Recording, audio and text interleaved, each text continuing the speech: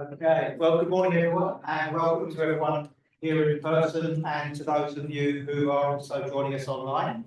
We appreciate you making the time to join us for this seminar to be led by our guest speaker, Professor Chris Fleming from Griffith University. Just by the way of background about Chris, he's a Professor of Economics and he's also Dean Research for the Griffith Business School. He's an applied economist, microeconomist.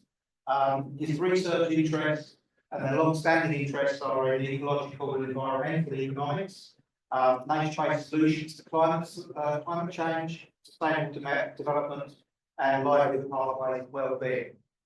That's a big portfolio of research interests. He's got several ongoing research projects with a Pacific Island focus, which of course is the focus of his presentation today, and he's going to talk about one of those projects. He's particularly interested in sustainable development pathways for the developing states in the Pacific and beyond. And that seems very topical given COP31 and our hope that Australia is to co-host with Pacific nations that particular meeting. He has a very distinguished research background, portfolio. He's published over 60 peer-reviewed academic articles. He's received around 15 million Australian dollars worth of research grants, including nearly $3 million worth of ARC funding. The other thing that I would really impress on you about Chris is he has a great passion for the transfer of knowledge through both research but also education. And he was, for a period of time, a Griffith Program Director of the MBA. He took that program to being #1 in the world in terms of ranking with corporate knights. Now, you may not have heard of that ranking, but it is a very important ranking in the space of, shall we say, environmental, sustainable education. And it's meant that the MBA at Griffith sits above as #1 in the world and consistently has done so over the last 5 years. Both MBAs like those at Wharton, at Warwick in the UK, Exeter in the UK, UC, California, Berkeley, etc. That's a pretty impressive performance, and a lot of it is down to Chris's passion and commitment to education in this space. Part of that, his strength as well, I think, comes from being very much an applied thinker. He is, as I said, an applied economist. That applied thinking probably in part was cultured, fostered through his earlier career in consulting and management, back with consulting management background in New Zealand, where he worked for a number of prestigious consulting agencies, and also was an advisor to government on a range of environmental issues. Without further ado, then I'll pass you over to Chris, and he's going to talk about his Pacific Island focus project for the next 40 or so minutes, and then I'll open up for questions. Thank you. Thanks, David, and thanks everyone. That sounds much more impressive than it really is, I think. But anyway, and welcome online people. I guess they can hear us. They would say it's all good. Okay, brilliant. Yes, just sort of a little bit to follow on from what David was saying. Yeah, my background was originally public policy in sustainable development policy teams back in the day when Helen Clark was the Prime Minister of New Zealand, so a while ago now. One of the frustrating things about being in public policy is all the really exciting projects and exercises get farmed out to consultants, right? And so you're always just managing consultants to do interesting work, and somehow they get paid more than you do. And so what do? Well, you become a consultant. So I became a consultant, and then moved to Australia. And then one of the frustrating things about being a consultant is you're always just being told the research questions by a client, right? And some clients have pretty mundane research questions. Yeah, and then you're always tracing billable hours and all that kind of stuff. So I was actually living in Melbourne, consulting, and a range of roles came up at the business school up at Griffith where they wanted to deepen their expertise in business and environment, and social responsibility and sustainability. So I was fortunate enough to pick up one of those roles, and so it came up really with the remit of the business school to push that sustainability agenda. And David talked about how we did that in the MBA.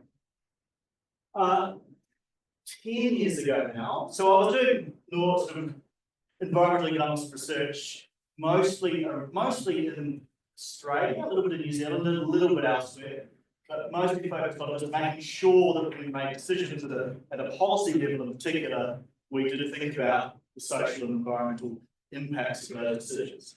And then 10 years ago, tropical cyclone Pan, which was, I still think is the strongest tropical cyclone to ever hit the South Pacific, went over the top of Vanuatu, in particular over the top of an island called Tanna. Devastating impacts, wiped out all the crop, wiped out most of the buildings, stripped all the vegetation bare. And basically, what's turned out to be a really happy sort of circumstance is a funder from English money based in Hong Kong, had been working with the Griffith Health School, was really impressed with what the health school were doing, but wanted to do something in response to tropical cyclone Pan. Approach a guy some of you may know, Professor Brendan Mackey, who does a lot of climate change work, and said, could you help us evaluate our response to recovery from Pan on Tanna? And we need some sort of economic evaluation, and Brendan probably reached the only economist he knew, which happened to be me. And so for the last decade, I've been almost exclusively working in the Pacific in climate change adaptation, but climate change adaptation with a livelihood sort of economic development type lens. And so this is one of the projects we've worked on in that space. Yeah, David said 15 million or so funding. I start to spend it all. I need some more, so hopefully that'll come in the near future. Anybody been to Rennell? Just out of curiosity. No, it doesn't surprise me. Hardly anybody's been to Rennell. It's a very good place to get to. I should acknowledge the other people who worked on this project with me. Andrew Buckwood and Mark Ariki are both PhD students in the business school. Mark is a Solomon Islander. And Claire Orr, who works for the Solomon Islands National University, and Kathy Unga, who was the project manager. So they all contributed equally to this project. So let's think about the context, because I actually think this is a really interesting context. We've got an island of two halves. So on Rennell, you can see it's pretty remote. Right up bottom here, this is Honeyara, the capital up here. So it's quite a remote island. On the western side of the island, they opened up to resource extraction. So forestry in particular, a little bit of mining.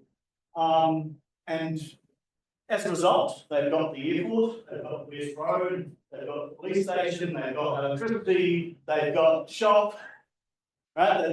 They've received all of those infrastructure type benefits of opening yourself up to resource. They've got a port up to resource extraction. On the east side of the island, you can see hopefully you can see the very faint orange line around the east side of the island. That is a World Heritage Area.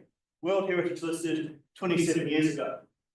And as a result, they have no roads, they have no electricity, they have no shops, they have no infrastructure. But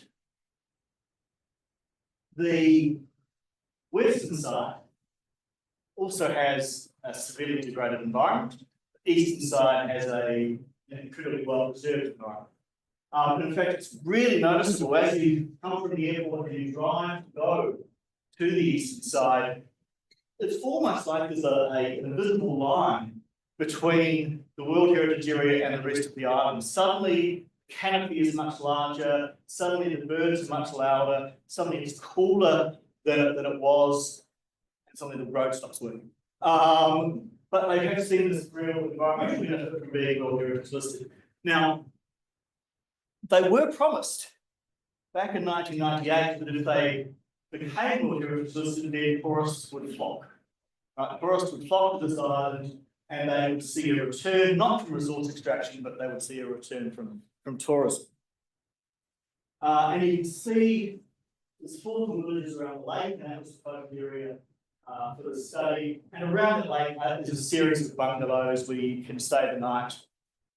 Very basic, but you can stay the night if you wish. speaking to the people in the community, the only people who stay in those bungalows are crazy researchers from Western University, government officials. Tourism has not happened at all. Tourism is not available. In fact, speaking to the bungalow operators, the best guess we have for the number of tourists for 2023 is 0. They couldn't recall a single tourist coming in the entire year. So we have this classic case of two different pathways, and we have this case of the global north, i.e. us, outsourcing our conservation to the global south, promising them some kind of return for that conservation, which is yet to be realised. So that's the background of this study.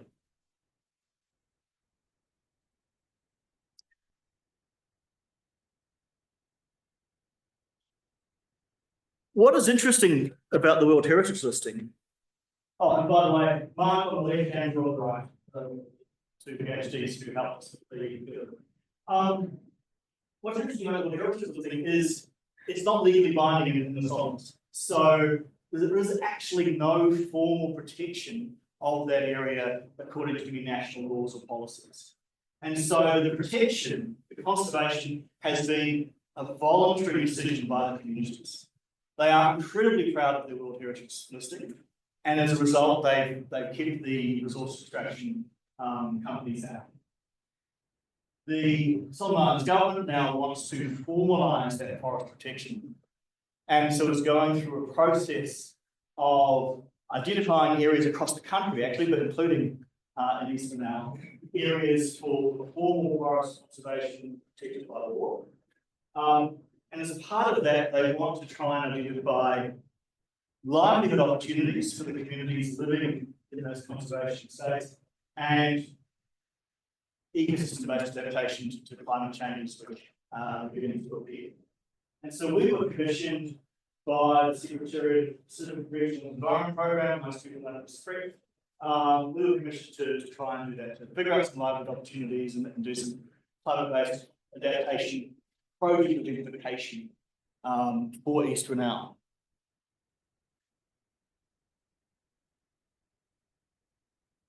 You'll see we love our acronyms, as I think every field does. Specifically, we were asked to undertake an ISRAM, or an ecosystem socio-economic resilience analysis mapping exercise. ISRAM is a process that was developed by SPREC. They have commissioned many institutions to implement ISRAMs at various scales across the Pacific, so from national right down to community level. We've done quite a few of them for them. We've done a few in Vanuatu, and in Solomons. Other institutions have conducted ISRAMs in New Caledonia and Fiji. It's SPREC's wish that this process gets rolled out across the region. So they see it as a way of planning a pathway that includes livelihood development, but also climate change adaptation. And they want to roll that across the region. What has happened is, because they've individually contracted all of these ISRAM studies out to different institutions, they've got a real mix of approaches to interpreting the ISRAM process. And then even we changed the way we do it over time. So we're currently being commissioned by SPREC to write a how-to guide for ISRAM. Hopefully we'll have that out early next year at this rate. And the idea is that will become a manual that people can use, institutions can use to roll these ISRAMs out across the Pacific. That is like Tagana by the one on the right hand side, and that is one of the bungalows that we stayed in, although up there.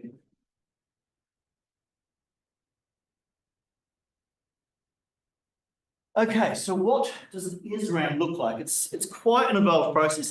It typically takes 6 to 9 months, depending on airlines collapsing, COVID, other things that go wrong during the process. So we start off with resource and spatial mapping. So desktop, probably you guys, some of you guys are much more familiar with this project than I am, but it's a GIS. We use satellites. We map ecosystem types, both terrestrial and marine. We map roads, buildings, see if we can see any telecommunications or water infrastructure, all of those kind of things. Normally that's quite a straightforward process. One project we got really burnt financially because we put in a bid to do this project. This was the island of Tanna, thinking that we would just get our GIS guy to do whatever he does, and produce these maps for us. Anybody been to Tanna? Tanna, if you get a chance, well with that, you might be able to them now. Tanna is most famous because it has an active volcano that is continually many sort of eruptions. And because health and safety is probably not where it could be in the Vanuatu, you can get really close to the edge of that volcano. I've been to that one in Hawaii. It's like a different postcode, right? They make you stand so far away. In Vanuatu, you can feel the lava hit the ground not that far from you. Anyway, the problem for doing this spatial mapping is there's a continual stream of lava from that volcano. It comes through about a third of the islands. So satellites can't see anything. And so we thought it was going to be cheap and easy, and we ended up having to send a lot of scientists to do whatever they do under the clouds to work out what was there. But now it was much easier. So we do the community resource spatial mapping. Then we go on the ground. And we do something which some people will go on surveys or transit reports, something a bit more formal. In essence, we walk with community members around the area. Normally we do this to scale of adaptation. We walk around the communities and we ground truth the map, and we add richness to the map. So to give you an example, if we have good satellite coverage, we can pick up whether there's a well, but we don't know without being on the ground and doing a go-along survey whether the well has any water in it, whether that water is drinkable, whether it's there all year round, whether the whole community is it, etc., etc. So we spend usually a couple of weeks in community working around, just ground truthing all of these things we've identified by satellite and getting a much richer picture of what's going on. We then use either household surveys or something called the Q method, which I'll go into in more detail shortly, to better understand, as an economist, I would say communities' preferences. So what development pathways do they want? What's working well? Where are their difficulties? Where are their constraints, etc. So we try and better understand how they would like the next 10, 15, 20, 30 years to Japan. Once we have all that data, we then come back to the office, and this is again possibly an area you guys know much better than me, but we have our GIS climate people put projections of climate scenarios over the top of these things. As you probably appreciate, the climate change predictions are probably quite good at a broad scale, but when you get down to an island or a village level, the data is very, very coarse for that kind of analysis. So it's a best guess, I think, when you get down there. Then, once we've done that, we sit around and think, okay, well, what do we think from all the things we've learned from our mapping, from our Q-method or our household surveys, from our go-along surveys, what do we think are some sensible investments that could be made in terms of adaptation projects, livelihood options, etc. Because the ultimate aim, when we get down to step 8, is we have, in essence, a ready-made business case for a series of investments. And then Spread, who fund the project, or the project managers, they take those business cases around organisations like GIZ, which is the German aid agency. They take it to the UK, DFAD, etc. Rich people who want to fund such things, and so they try and get investment in these projects. So our role really is designing this business case, which is hopefully grounded in what the communities want, with our science on top, and with a plausible, well-costed, clearly thought out project. Because so often, for those who work in the development space, but so often we get it horribly wrong. We turn up, we go, we know what you need. Here it is. Here it is. We will give it to you. Recently, actually back to Tanna's story, one of the responses to Tropical Cyclone Pam was this person who was a surfer, an Aussie guy who was a surfer, based somewhere in Southeast Asia. He had this idea: what we'll do is take all the plastic out of the ocean and we'll create building material out of this plastic. So recycled building material, and we'll build cyclone shelters. Right? We'll send the plastic to China. China will send the building material to the Gold Coast. The Gold Coast will put these into the cyclone shelters, and then we'll give them to people with power and under. What a disaster that was. That was a lot of money, a lot of the philanthropic organisations' money. 15 plastic cyclone shelters, almost all in the same location, because the only person they knew on town was one person who put them all around this village. So far more shelters than they possibly needed for that number of people. But also designed in such a way is when this type people run away.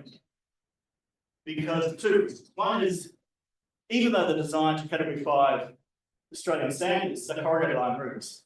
And from this age, in Vanuatu, you're told, in a high wind, stay away from corrugated iron to cut to the mark.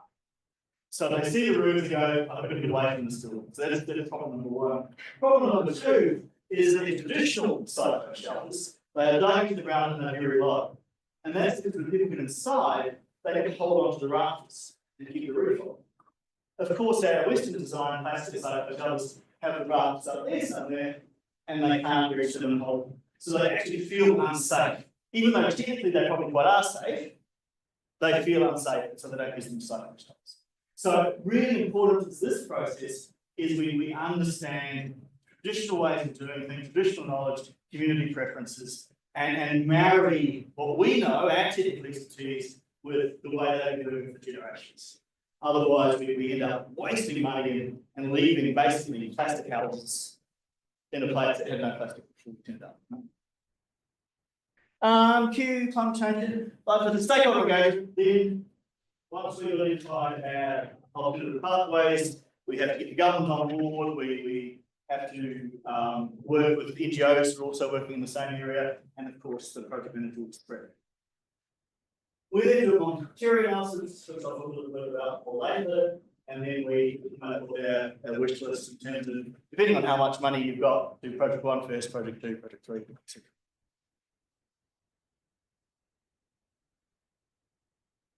So Q method.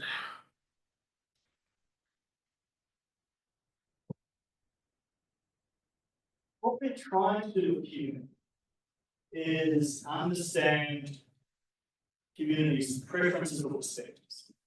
So we're trying to understand, as I said before, what pathway they would like to follow, what outcomes they would like to pursue. We're trying to understand issues as they can see them.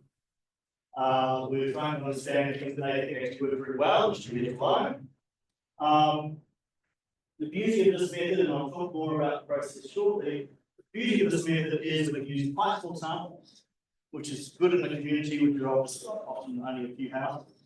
And what we do is we put statements on a piece of the card, and again, I'll show you the photo soon, statements on a piece of the card, and ask individual respondents to rank those statements, either strongly agree, sort of neutral, or strongly disagree. So there's this continuum, and that makes concern. In the Pacific, this is quite an unusual method, in that it's an individual response. The usual research methods in the Pacific are what is known as telenoa or top story, which is essentially a community conversation. And we do that too. We do that as part of the go-on surveys and stakeholder engagement. But the danger of these large rooms of conversations is you don't hear everybody's voice. Right? That there are senior people, the louder people with the stronger opinions tend to make their voices heard, and some people get lost. And so we use this to complement the traditional Pacific way of discussing issues.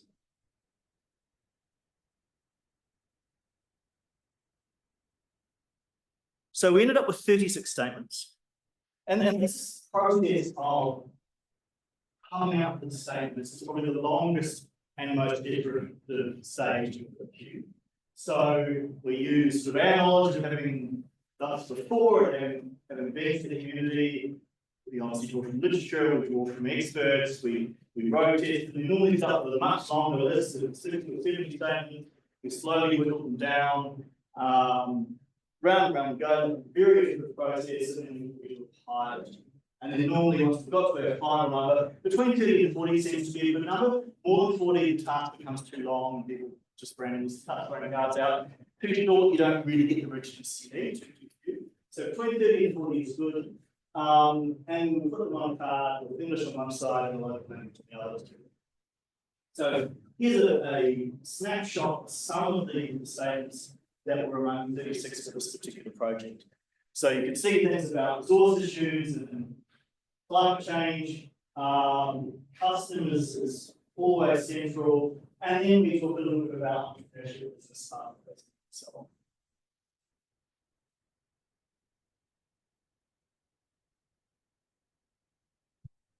And so we take these maps with us. You can see in the photo there's a white map on the ground, on the table. There are 36 boxes, 36 cards. The idea is each individual has to put one card in each box. And the continuum is +5, i.e. the statement I'm most agree with, to -5, statement I agree with the least. And it's also in a sort of quasi-normal type shape. That is, there's only one box at +5, 2 at +4, 3 at +3, and so on. And so in the middle is all the ones that we don't really have to find. And so we're really forcing them to think quite carefully about their most important and legal, most degree in these statements. It takes about 25 to 45 minutes to do it. For most people, we normally take 5 or 6 maps with us in the field. A good day is sort of 30 what we call sorts. So 30 individuals go through the process. We found it works well in the Pacific because it's a little bit gamified, it's very visual, it's not like another survey with like 2 boxes on paper. Sometimes we put colours on the maps. In some cases, if we're in populations where we know electricity is low, we will use diagrams as well. So we have an artist who draws a cartoon type diagram on each statement representing it. We used this first in Vanuatu probably about 7 or 8 years ago, and have really found it to work well. So looking at a variety of different settings. So they do the sort, and then we use a factor analysis to basically group people into like-minded discourses. And in this case, when we did it with the people of Rennell, we realised that the community had 3 core groups. The first are the custom conservationists. So anything to do with the custom, as we would understand custom itself, like that, in the civic mostly. So customary things are really important, not so much to the business, and very anti the extractive resource industry. Remember, this is the island that hasn't had any extractive resource industry, but also hasn't had any of the reported benefits of resource extraction that this has in the infrastructure. The second group, again, very anti-resource extraction, loving mining, very positive towards conservation, but also very hopeful and positive about tourism, which blows my mind because we've had 27 years of World Heritage, about that time, 25 years of World Heritage listing, and not a tourist to be seen, and yet there is still this innate hope within the communities that one day, because when they told us, the UN told us, when they gave us the listing, tourism would come, and it will come. So that was still very hopeful in the communities. And then we have a group that really keen on entrepreneurs, really keen on business opportunities, of all the groups, were the least concerned about the impacts of mining and forestry. Now, from these groups, you may be able to guess the demographics that drove these groups. So, custom conservationists were mostly old men. Pro-tourism, conservation and pro-conservation and anti-logging, mostly mostly women, dominated by female respondents, and the business focus were mostly young men. Many of them had been to Honeara, they'd studied, they'd come back home, they wanted to be at the same room in terms of some business opportunities.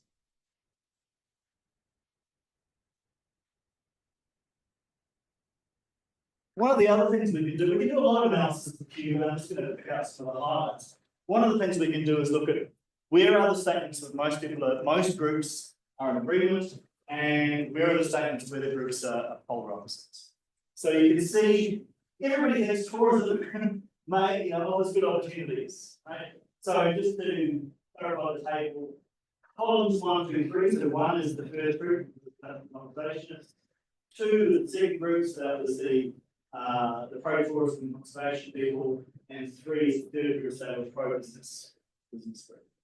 But all of them agree strongly on a scale of -5 to 5 that tourism is the way forward, despite the current situation.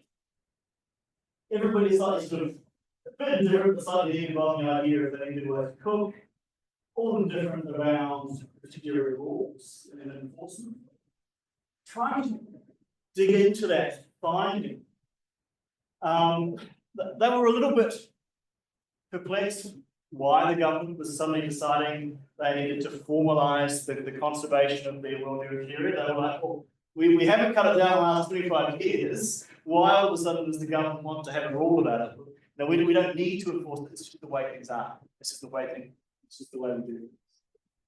Not really easy to actually push out to sea. Further out to sea, when you see their boats, I can understand why, right? They feel there's plenty of fish, even though it is becoming an issue within the lake itself, so there's no need to try and go out to the ocean.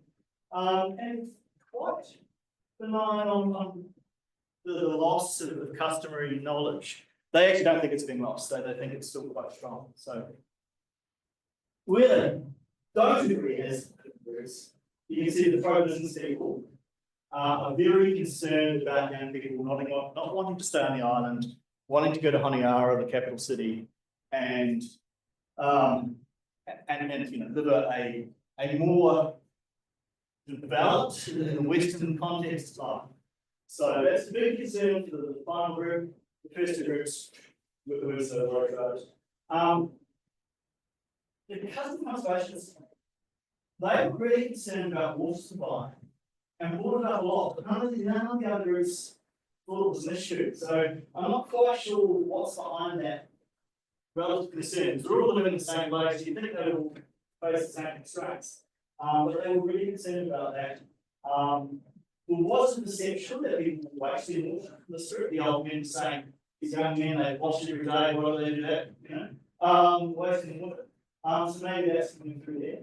And then we've got this disparity on, if I get some money, I can invest and grow a business. And obviously the pro-business people, yep, that's something I agree with. Whereas the old man, the custom conservationists are saying, well, what would I want environmentally? That's strange to ask you. Here we see, so the first 2 groups are like, no, mining is not worth it. Yes, we can see their road. Yes, we can see their shop, their airport's an exaggeration, their airfield. But we can also see their trees, right? And so strongly disagree with this idea that the trade-off is worth it. Whereas the pro-business group, like, oh, don't care either way, really. And then, of course, the custom conservationists very strong on the idea that we need to hand these resources down to our children, where the other 2 groups are quite benign.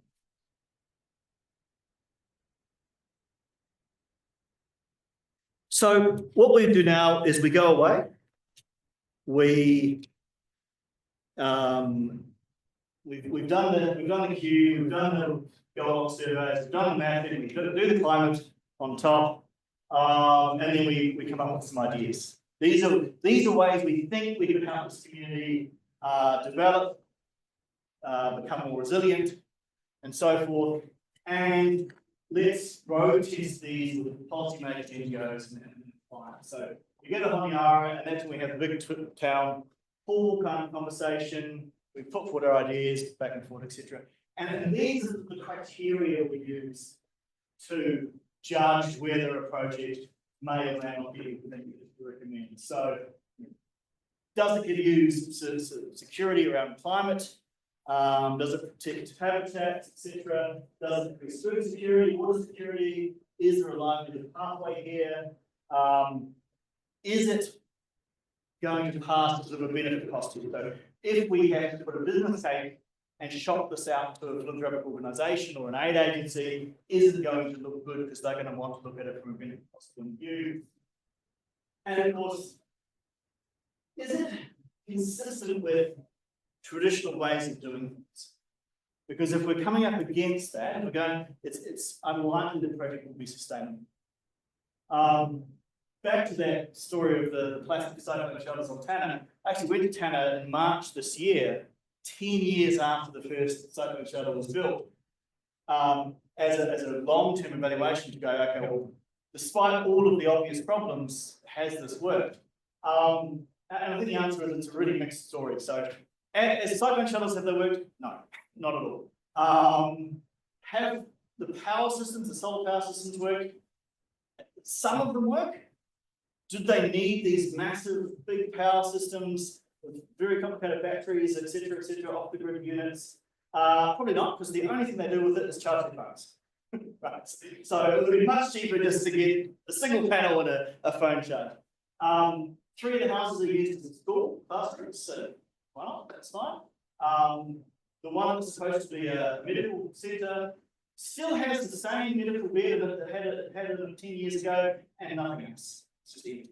The nurse's quarter, where the nurse who was supposed to work at the hospital that doesn't exist, has 10 people living in it, none of them are medically qualified, but it was found in South and gone over here. Some are abandoned, some are just completely abandoned, and indeed, as they told the kids when they were little, some of the corrugated iron has rusted and is coming up and looks lethal in cyclone. So, what's it doing this story? I guess the idea is this is last bullet point.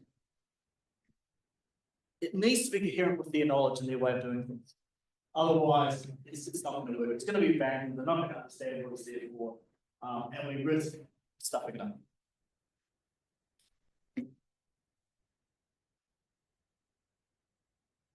So we have this workshop.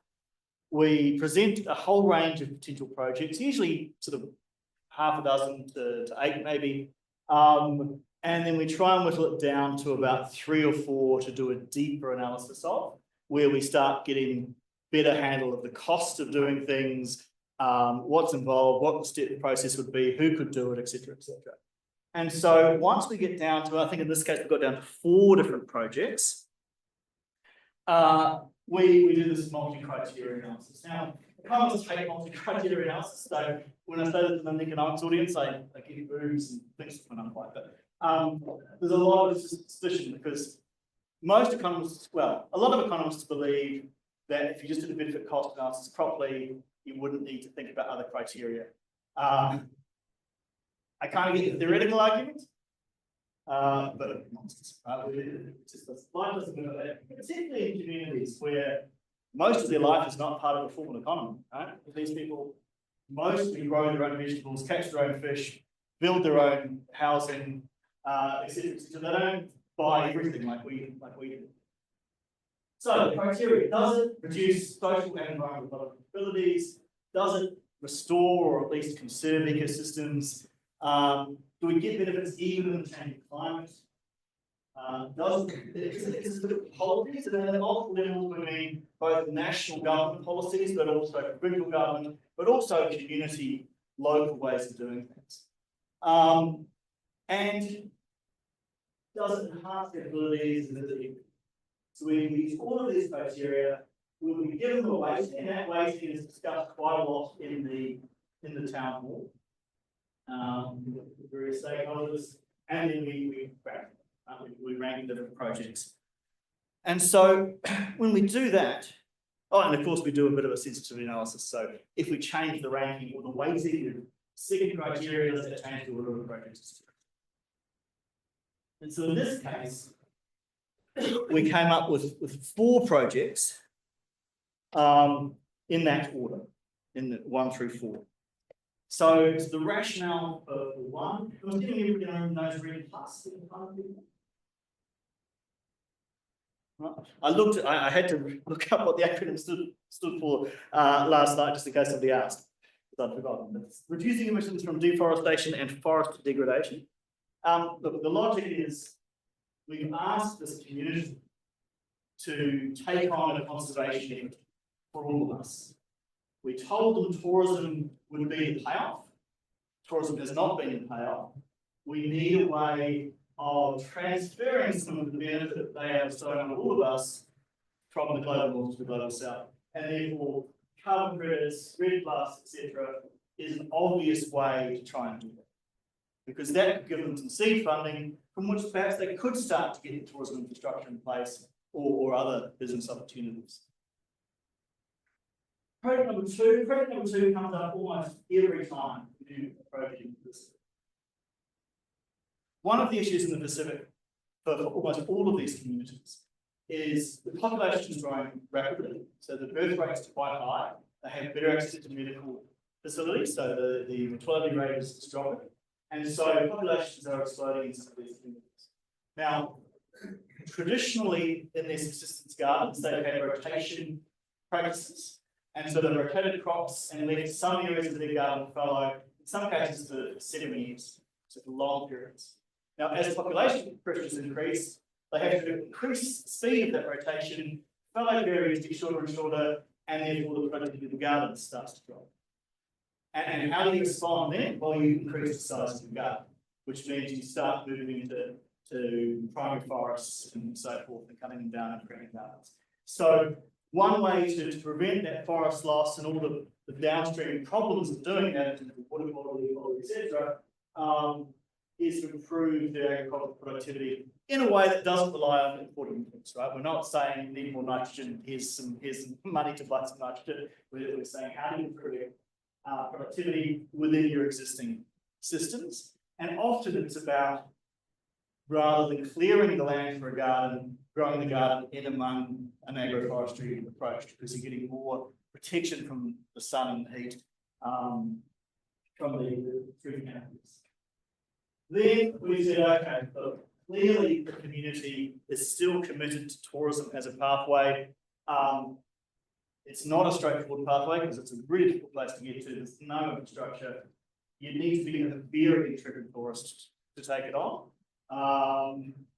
I've travelled a fair bit in different places in the Pacific, but Rennell did push me to the end of my comfort limits, I have to say. But you know, maybe there is a pathway that includes some really niche tourism products. One of the other things that came up, and I think this is probably this is the lowest priority of the project, is in the lake they fish for tilapia, which is sort of endemic across the Pacific. Talking to the community, they're saying the fish are getting smaller over time, which suggests maybe they're catching more than the population can cope with. And so there's probably room there for a formal stock assessment, some maximum sustainable yields, etc., and maybe a community fisheries management plan. So that's where we got to. So we now take this, we go back to the communities and say, we've spoken to you, we've spoken to the government. This is pathways we think are reasonable. We've costed these. We kind of know how we would do them. What do you think? And they're all like, oh, this one, we want tourism. So we are currently looking for actually one of the consulting grant things came out a couple of days ago to say we're looking for somebody to develop an ecotourism plan. So forest conservation and readers, to be fair, that's a really hard one to explain. It's yes, people will pay you not to cut trees down. They like the concept of definitely not cutting trees down. They don't understand why people would pay them not to do that, but I guess if managed it, they probably wouldn't say no. And this one is also a high priority for the community. So in terms of these, this is how we prioritize them. I think having gone back to the community now, we're probably looking at 2 and 3 as this place of the rank. I mean, number one's really interesting to us as academics and how do we make this scheme actually work. But these two are seen as really practical things that communities could improve their livelihoods, hopefully the climate in play, and continue to conserve this area that they've conserved for 27 years for no material gain. And yet we can see from that, the results of that queue, that they are still strongly committed to retaining that path, and they're not, for the most part, they're not at all interested in the resource extraction pathway. And I think that's it. So that's an Israel. Thank you.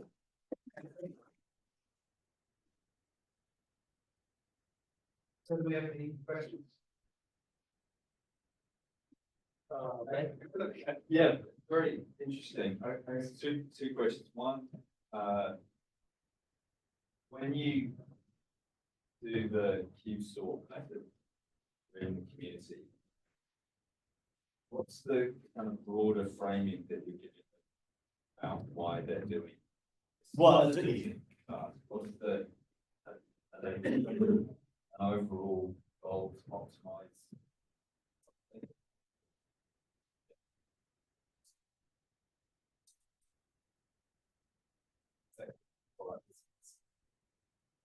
How much overlap is there between the communities? East Rennell year. Yeah, because presumably No. Are the communities completely separate?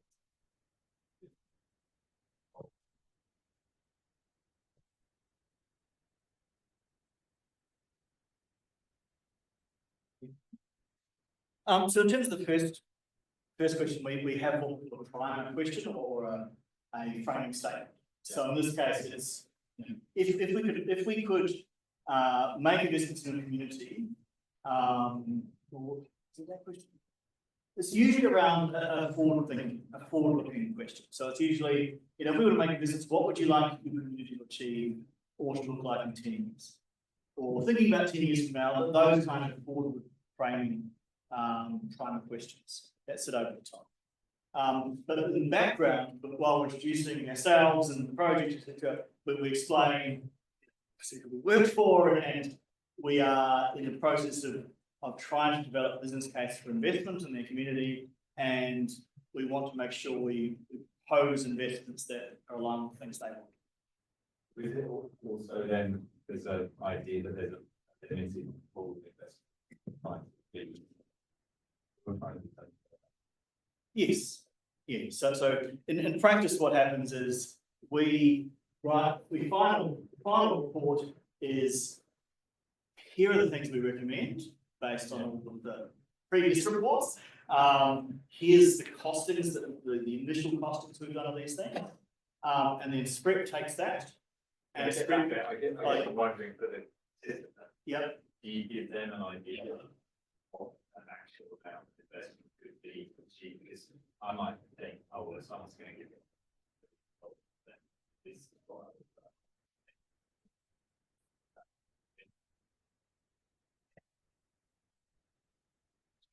right, that I might.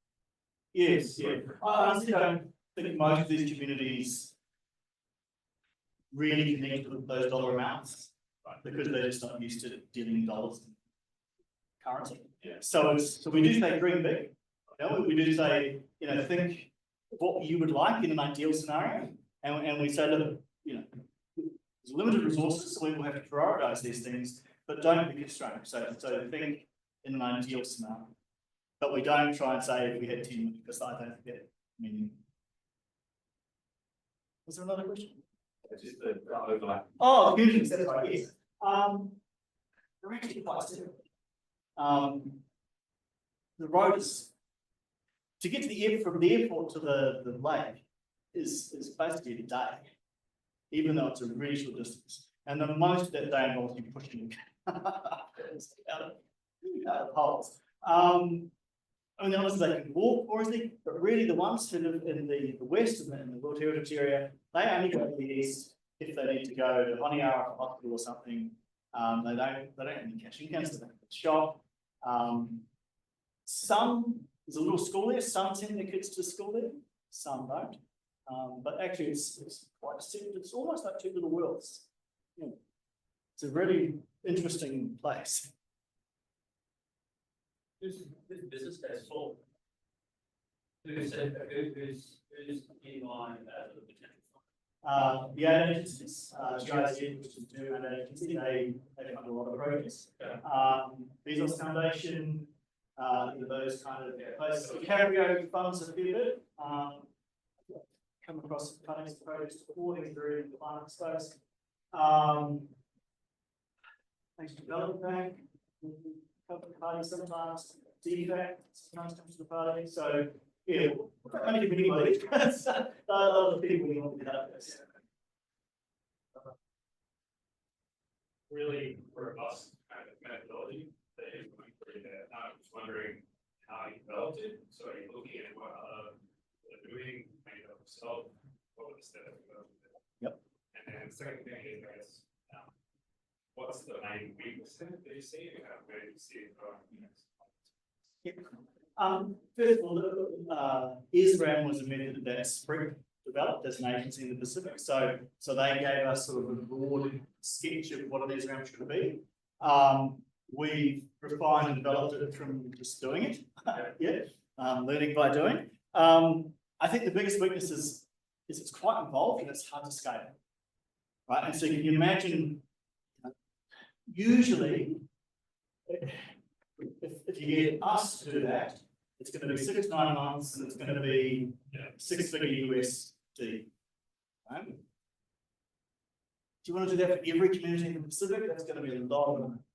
So part of the rationale behind the guide that we're producing is we're trying to produce a guide that you don't need quite so much expertise for, and you could get maybe not a community to do, but certainly like a provincial government or a local NGO or something who could pick up the guide and they could do it, presumably at much lower cost.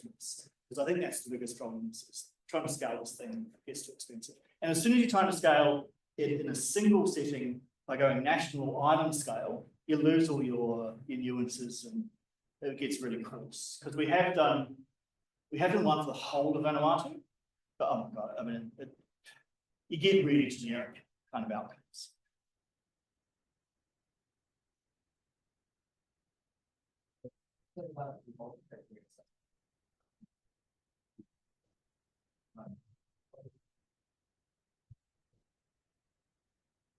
Yeah. Okay. So economists believe that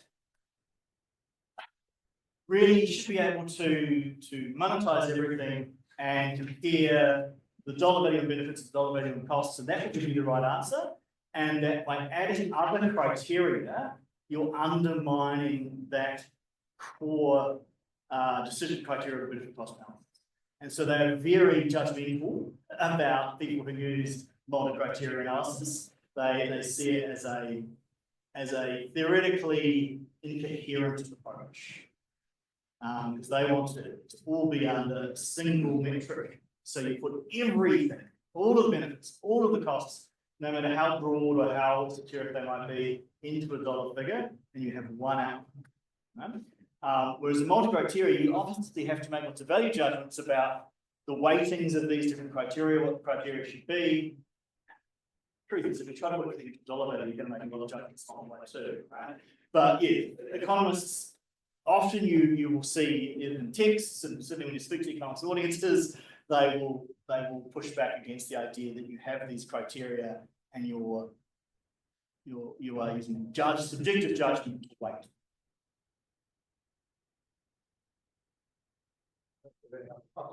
It's about Q method too. Yep.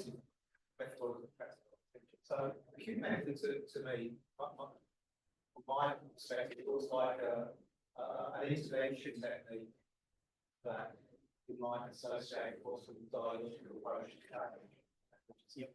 Yep, good. That's about dialogical approach, that co-creating the solution to a problem, which might not otherwise happen if you just do plan change and tell people what they need to do. Right? So I see that it's commensurate with that, and that's very interesting. But it's also a dialogical approach to do fairly democratic. Yeah. Yes. You know, in this instance, I'm just interested if I'm reading it right, you do work to create the solutions with the stakeholders, the community, but towards the end of the process, you get to a point where you're making recommendations, you're making an assessment, which passes the criteria. Is there a part where you make those recommendations so that it still has the opportunity to reflect on those before you move forward to actually socialise those recommendations with your potential investors? Yes, yeah.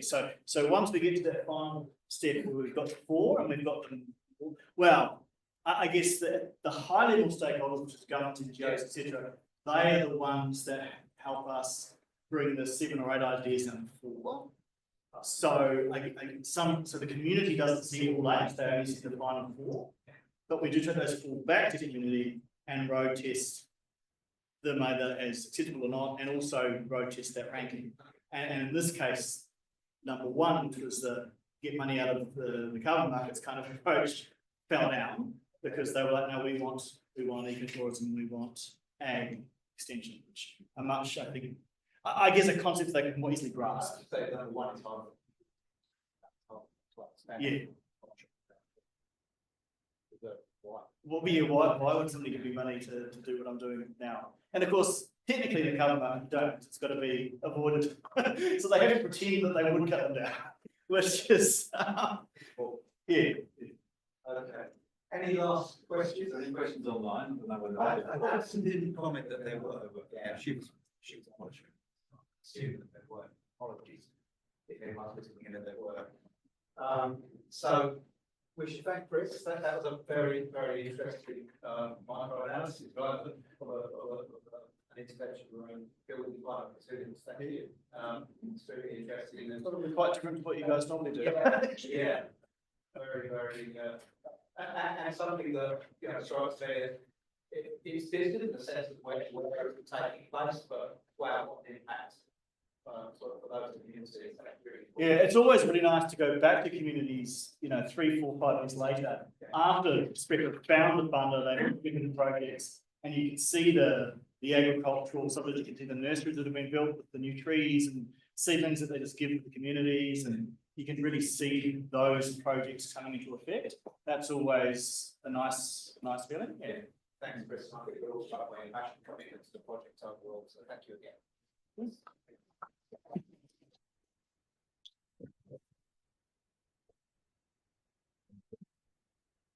No, yeah, That was good. we spoke about it, it's not a great talk.